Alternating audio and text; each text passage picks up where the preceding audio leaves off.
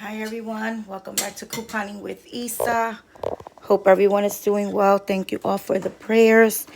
Just got back home about an hour and a half ago. Sorry the range. Cleaning up a little bit. My husband went to the pharmacy. I have to get a second opinion. 7.5 hours at the hospital, almost 8. They're gonna talk about that they think that I'm constipated. That's not what it is. You guys know that I tell you my routine. You guys know that I have a GI doctor. It has nothing to do. I'm showing you all my kitchen, excuse me. I got Dawson right behind me because he misses me so much. He was crying when we walked in the door. He was fighting with my son. Sorry. All right. So picking up trash. My husband's at the pharmacy, just getting a second opinion. You're going to see on the thumbnail. Sorry, too much information. You're going to see they put the IV somewhere, and it's just crazy. But I wanted to come on here and say thank you. My wonderful husband. I can't even use this hand. Give me 1 second, guys. Let me show you. Let me see. There we go.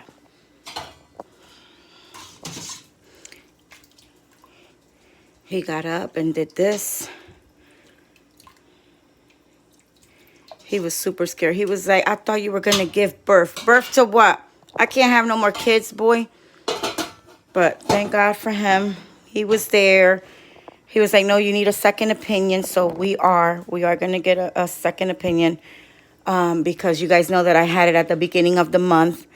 And it was just crazy. I had to leave Dollar Tree and all. Let me take a seat because I'm feeling a little...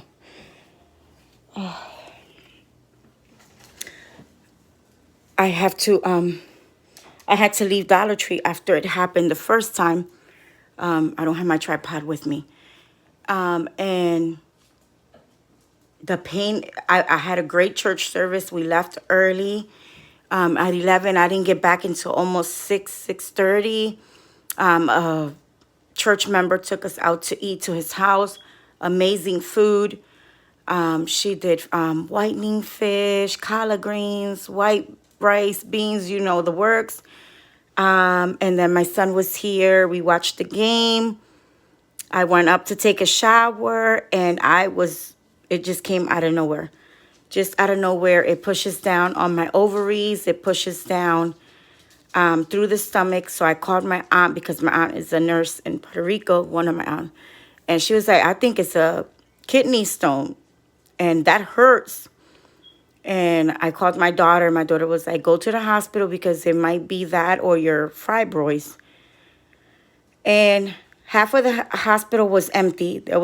And they were just talking, fooling around. It took like 25 minutes just to get blood work. I mean, I got in the room quick because it's not the same hospital here. The same hospital lost their contract and another hospital came to take over.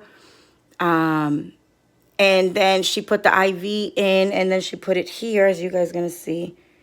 She put it sideways, and then when they went to take me, it took 3 hours just to get the CAT scan done. 3 hours. And they were just talking and laughing and everything. And the CAT scan was like, why did they put that there? You have to lift up your hands. And I was like, that's where they put it at. The IVs usually are here. All in my life, this is the first time. She's like, if I can't put it here, I'm going to put the IV in your neck. What? I was like, no, you're going to put it there or try again. And I have good veins. Like, I had good veins. So I had to reschedule the appointment that I have for today. I cannot cancel the ones this week. And 3 hours, and they're going to come tell me that it's constipation. Never saw a doctor. It was the nurse the whole entire time, which my daughter was like, you're crazy, Mom.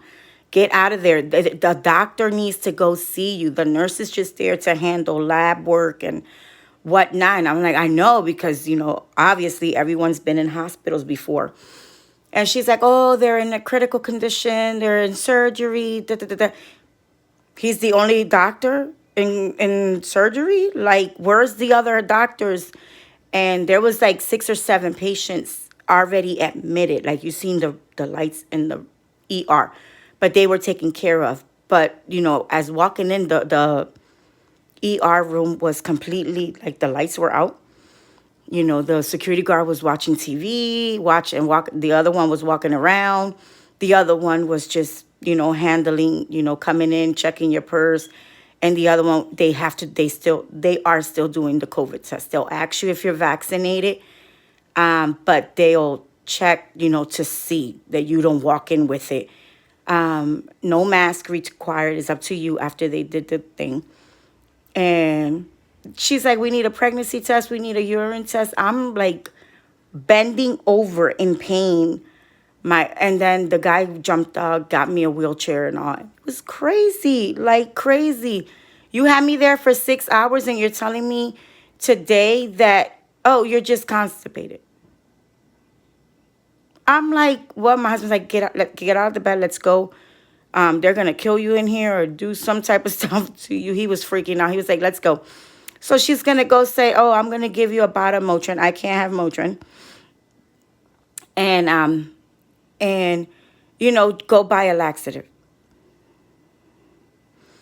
And on your merry way. I'm like, oh, no.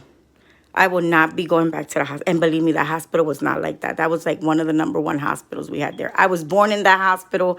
I had my kids there. My husband had his major surgery there. But for some reason, a few years back, they lost the contract and like new people from other places.